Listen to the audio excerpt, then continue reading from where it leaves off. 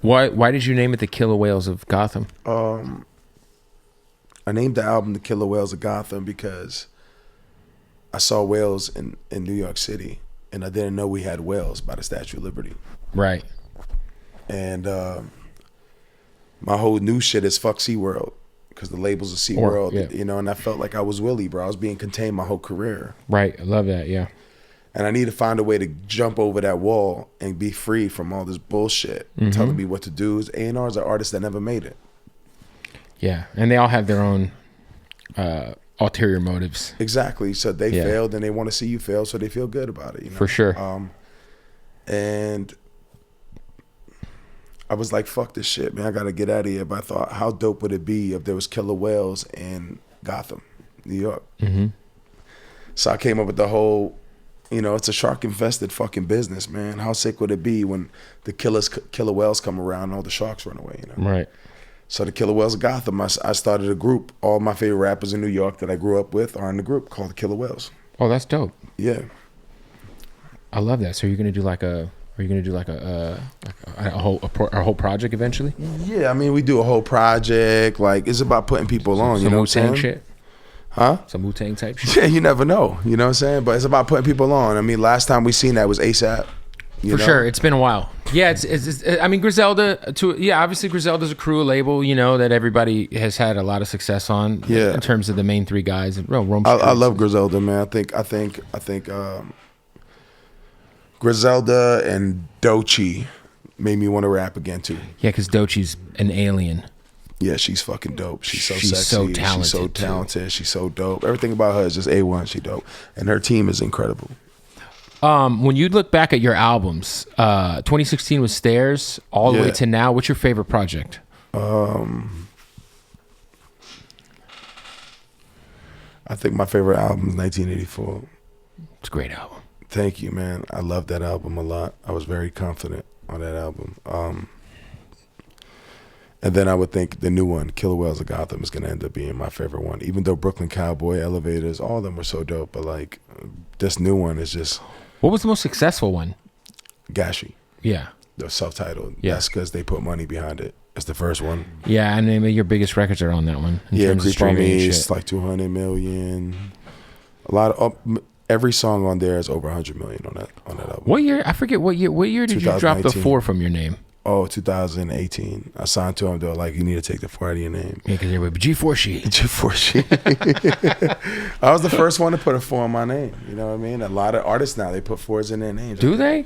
Yeah, man. I don't know, dude. You know Joey Franchise? Of course. Shout out to my brother Joey Franchise. He just played my new record on the radio. In Tampa, Florida. At Wild 94.1. I do nights there. Yeah. I'm the night show there. Really? Yeah. Man, shout out to Joey, man. That's the first dude to ever put me on a fucking... The Hartford GOAT right there.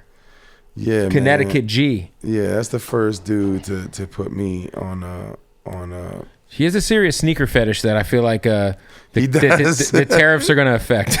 Yeah, it's crazy because like we used to go around, and because I went to school in Massachusetts, so where'd you go? UMass, right? I went to UMass, got left there after a year, and I went to AIC. I met Joey, and he like put me on his radio show. Because he was doing radio in Boston at the time too. Yeah, and then we went to Connecticut. He put me on the radio in Connecticut.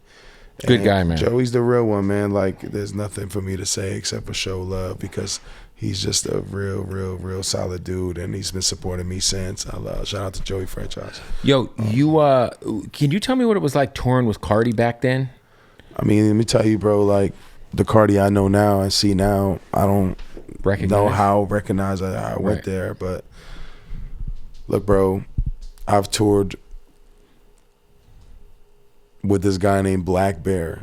Shout out to Black Bear. Very talented. Yeah, he's a bitch. And I think it's so crazy because he's the biggest hater ever. Is he? Yeah. He lost a lot of weight. He got his drug addiction under control from what I see. But I don't know. I don't give a fuck. Okay. He's pussy. And I think it's so crazy the fact that, like, we killed the show so bad. He made, like, security guards take shits in my green room, use the towels, and abuse me until I had to, like, say something. He turned the lights off on the show because everybody would like come to see me, and then after the show they would leave. The crowd. Yeah, they'd fucking leave, and he hated it. And his management was like, "Well, we made a mistake having him open up. We should have gotten somebody that was not as popping." and it was just rude. You know what I'm saying? And he would do things that were. What year was that? Like, I don't know, 2019 or something. Sounds about right. And so one show we were in Philly, he turned all the lights off while I was performing on stage to embarrass me. And I ended up falling and hurting my knee really bad. I almost tore my ACL. And I decided to walk off that tour. And he tried to, his team, and were like trying to like get me to like be cool and just be like, hey, we're sorry, and try to bring me a bottle and whatever, apologize to me. And it was just like, nah, bro, you crossed the line. You know what I'm saying? The whole tour you were doing that. The whole tour, you abused me the whole tour. And I was trying to be cool because I was just thankful to be there. Just to be there, yeah. Because 2019 it was a good year for him. And good year for me, you know. And he was just not a good person, man. You know what I'm saying? And I'm over it. Obviously, I don't care. I don't even give a fuck about that shit. But you know, I'm not gonna sit here and be like, play the fucking card of being like politically correct or whatever, or like just play the card of being a nice guy. Like, fuck him. You know what I'm saying? But then the opposite is like Playboy Cardi. You got a kid who's like 3 years younger than me, and brings me on tour, lets me open up for him in Europe, and was the sweetest man in the world. Playboy Cardi is the sweetest man in the world. He's so real.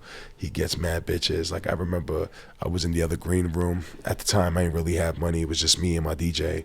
And he came in with his whole squad, rolled the blunt up, was like, yo, here's a blunt for you. And then he came in with mad bitches. And he's like, which one you like? And I was like, oh, you know, it's cool. Like, we cool. And he's like, yo, I need you to like pointed at the girls. Like, yo, I need you to fuck my mans. Like, got us mad pussy, got us weed, got us drinks. Like, he was serving you up. Yeah, I like bro, that. Cardi's like so real, bro. Playboy Cardi is like, look, bro, there's a lot of rappers, new rappers, that don't live that life. Like, Playboy Cardi lives that life. It's really fly, really cool, really dope, really a real man, and he doesn't hate. It's not the bro, I never felt no hate.